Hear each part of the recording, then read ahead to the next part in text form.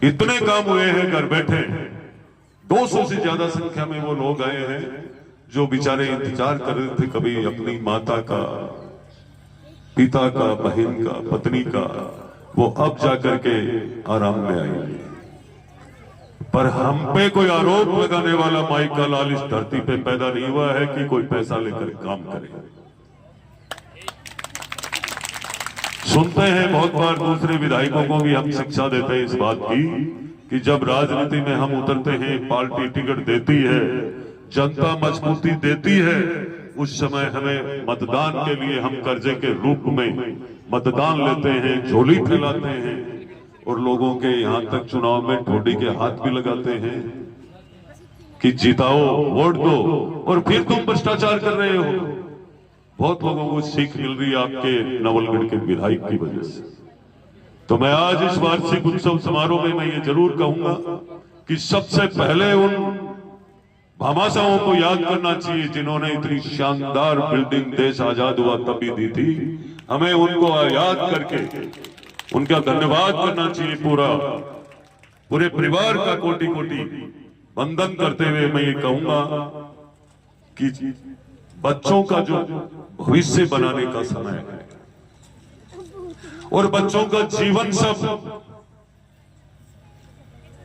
विद्यालय का शैक्षणिक जो अधिकारी कर्मचारी है उनके हाथ में रहता है। आप सबको जिस तरीके से सरकार ने आपको जिम्मेदारी दी है इनके जीवन को सफल बनाने के लिए, शिक्षा के माध्यम से सर्वप्रथम आपको अपने कर्म पे सच्चाई से उतरना चाहिए। मैं पूरे स्टाफ को कहना चाहूंगा। साथ ही आपका धन्यवाद है कि आपने इस नवलगढ़ विधानसभा में एक सरकारी विद्यालय के अंदर 508 बच्चियां, ये बहुत बड़ी बात है।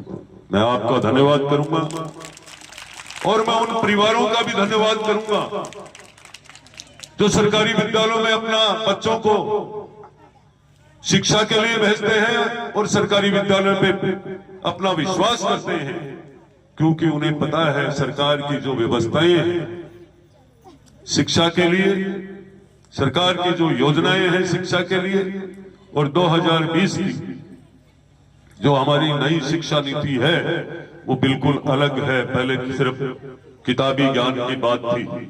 आज जो बच्चा जिस क्षेत्र में जाना चाहता है उसी क्षेत्र के अंदर उस बच्चे को इस 2020 की शिक्षा नीति के तहत व्यवस्था मिलेगी। साथ में मैं ये कहूंगा कि बच्चों को ये जरूर तय करना चाहिए। आज आप इस वार्षिक उत्सव के माध्यम से आपसे जो बड़े हैं, सीनियर है, उनको एक विदाई का काम करने का काम कर रहे हो और मैं आज सबका उज्जवल भविष्य की कामना करता हूं मां सरस्वती से कि आपका ध्यान पूरा आकर्षित केंद्र शिक्षा के ऊपर टिका रहे। धैर्य और संयम से आपको अपना भविष्य बनाना है, क्योंकि आने वाला यही वक्त है आज जो आपके जीवन को सफल बनाने का काम करेगा। तो आप अपने मन से अपना कर्म निश्चित रूप से करते रहिए। आने वाला कल आपका सफल होगा, क्योंकि इस विद्यालय की बच्चियां निरंतर लगातार खेल में भी, शिक्षा में भी खूब अच्छे अंक प्राप्त कर रही है। मैं आपके फिर से उज्जवल भविष्य की कामना करता हूं और पूरे मुकुंदगढ़ वासियों का एक तरफ से जो स्नेह है, यहाँ के सारे सीनियर लोगों का जो प्रेम है, जो भाईचारा है, उसका भी मैं धन्यवाद करूंगा। और धन्यवाद के साथ साथ ये मातृशक्ति और आज के सारे अभिभावक पधारे हुए हैं यहाँ पर, बड़ा विश्वास है और पूरा जहां तक मैं समझ रहा हूं किसी भी प्रकार की कोई बच्चों की शिक्षा से संबंधित कोई भी शिकायत हो, कोई भी इनकी आवश्यकता हो, आप मेरे सामने जरूर रखिए।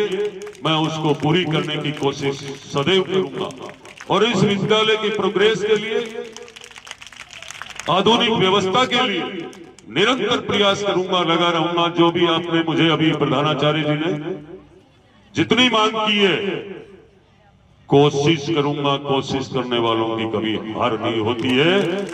और हमारी उन प्यारी प्यारी बच्चियों ने